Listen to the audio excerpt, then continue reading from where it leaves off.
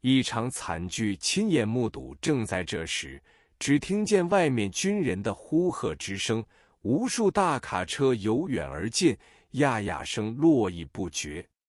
于是我就从钟楼的楼梯盘旋而上，在横角之间，四周都是小窗，从窗口望出去，跑马厅的正门已经大开，无数的运兵大卡车接踵而入，门口站了2行宪兵，见到一辆车开入，便高喝一声，举枪致敬。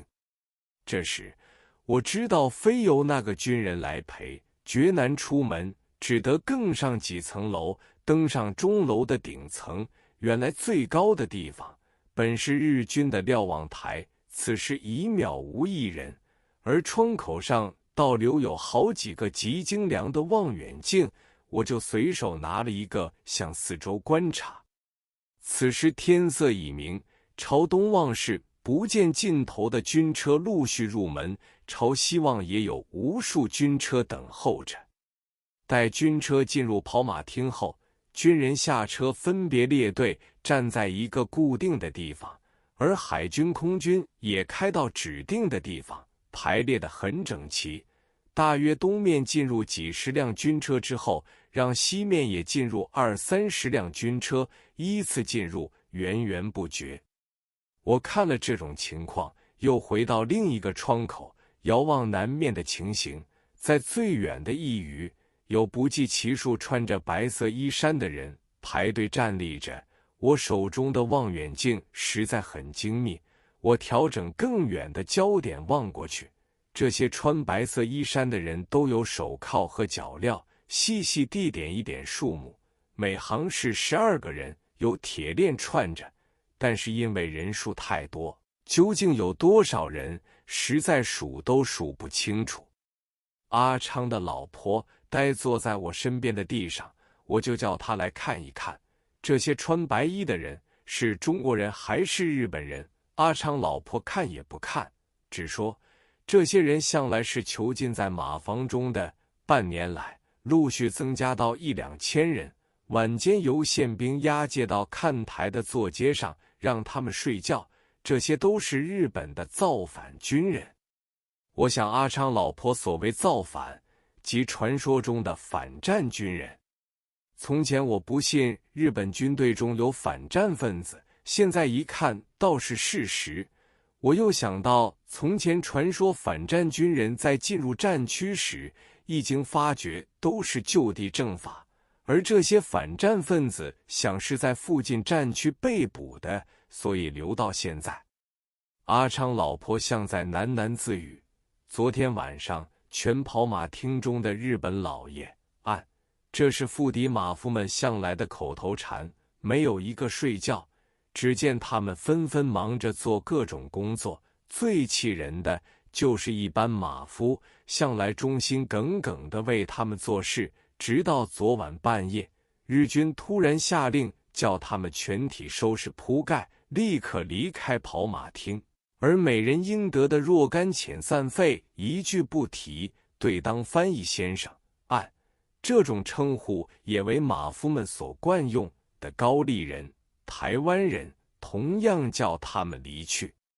这时大家感到前途茫茫，不知如何是好。而且一般马夫对日本人怕得很，加上没有一人出头，弄得一点办法都没有。幸亏这时有2位高丽翻译先生挺身而出，向日本人索取遣散费。哪知道日本老爷看着这般马夫，暗暗抹眼泪，却不为所动。尽管高丽翻译一直在讲，那个日本老爷却闭着眼睛不出一声，讲了好久，他才打出一个电话向上峰请示。电话搁下之后，说每人发给10个银元。这时大家哗然，认为只给10个银元难以为生，而且跑出去被老百姓打死倒有份。按平时这般马夫戴了灰绿色的鸭舌帽，狐假虎威地欺压平民。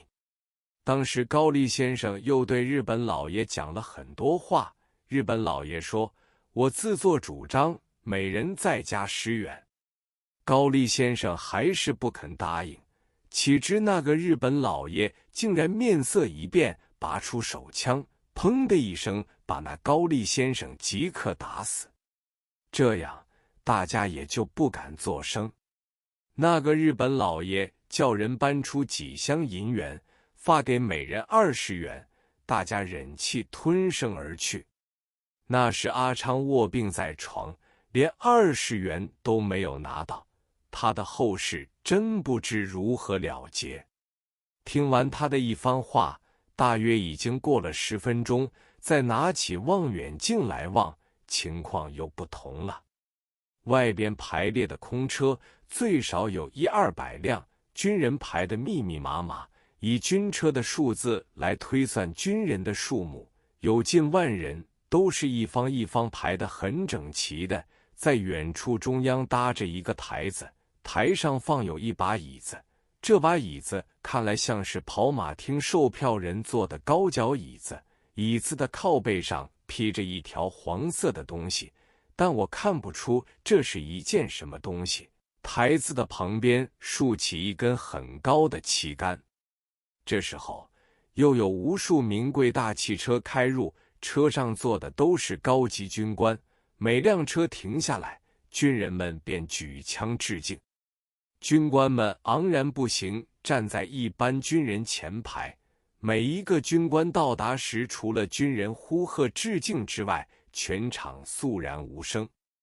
看这班军官的服装显然各有不同，想来海陆空军所有军官已经到齐。有人便把跑马厅正门锁上，宪兵也加入队伍中站立，连开车的勤务兵也列队站齐。片刻间升起日本国旗，在场的军人同唱国歌。唱毕，一个军官对着话筒讲了一番话，当然我也听不懂。只见远处一隅地上摆着一排计算不出数目的机关枪，对准那些穿白色衣衫的囚犯，旗帜一挥之下，跟着就是一阵呀呀的机关枪声，无数白衣囚犯纷纷应声倒闭，也不知道死了多少人。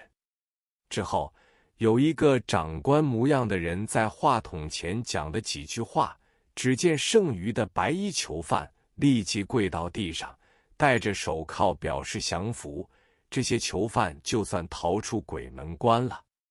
我看到这幕人间大惨剧，真是周身冷汗，心想他们对自己的同胞已经残酷到如此地步，将来对我们沦陷区的人民，不知要残酷到什么地步。想到这里，真不敢再想下去。